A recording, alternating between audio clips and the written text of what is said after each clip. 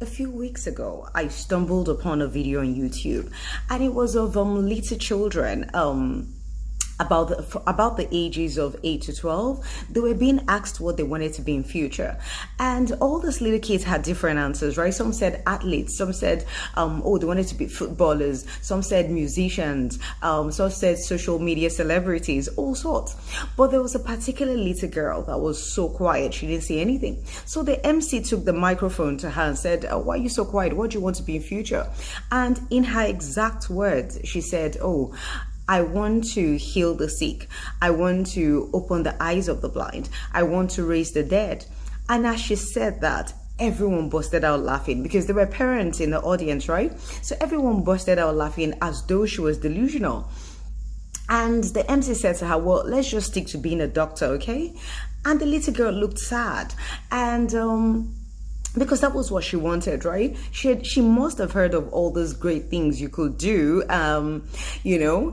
but anyway, she looked really sad, and my heart went out to her, and I wished I could reach out to her and say to her, listen, anything is possible. You just need the right connection. With this channel, I could have started it a long time ago, but every topic I had in mind didn't seem right to me. Now, I'm the sort of person that before I do something, I have to have a clear picture of it in my mind.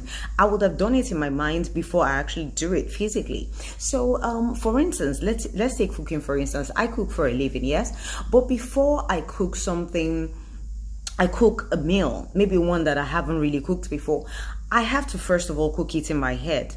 Now, the thing is, as far as I'm concerned, by the time I get into the kitchen, the food will be phenomenal. Why? Because as far as I'm concerned, it's already cooked. My body is just following the motions, if that makes any sense. So I had a bunch of topics in my head.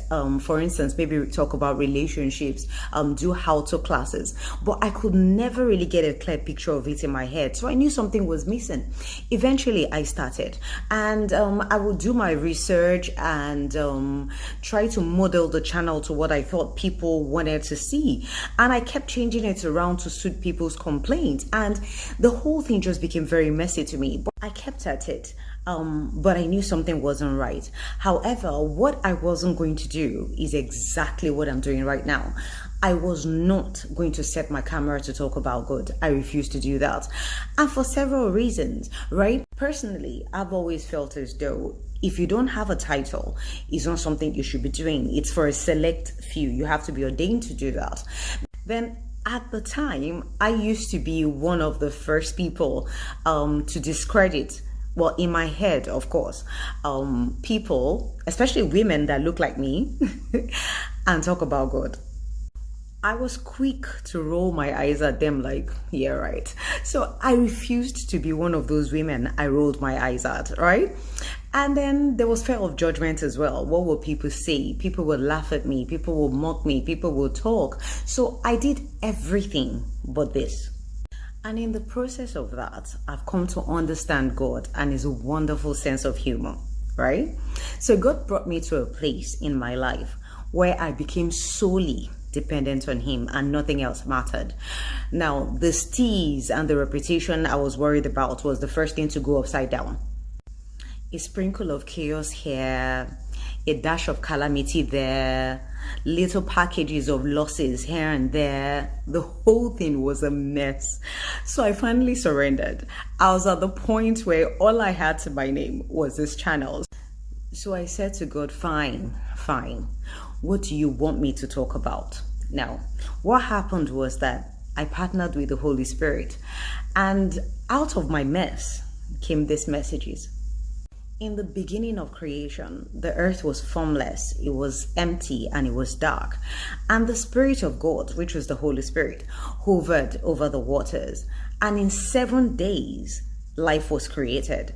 Out of nothing, the earth was created. Just like the Virgin Mary's womb, it was an empty and barren place. And the Spirit of God came upon her, and life was created. She bore a son. Her husband, Joseph's body, was not involved in the conception. What I'm saying is that little girl's wish may seem impossible because she's still missing a key connection. Many of us, like the girl, want to achieve greatness. Some of us want to be the greatest musicians of all time. Our names being mentioned on billboards everywhere, and that's possible within our capacity until the next generation music emerges and that name is a thing of the past. However, partnership with the Holy Spirit means you will open your mouth to sing and foundations will shake. The power of God will come down and you start to win souls.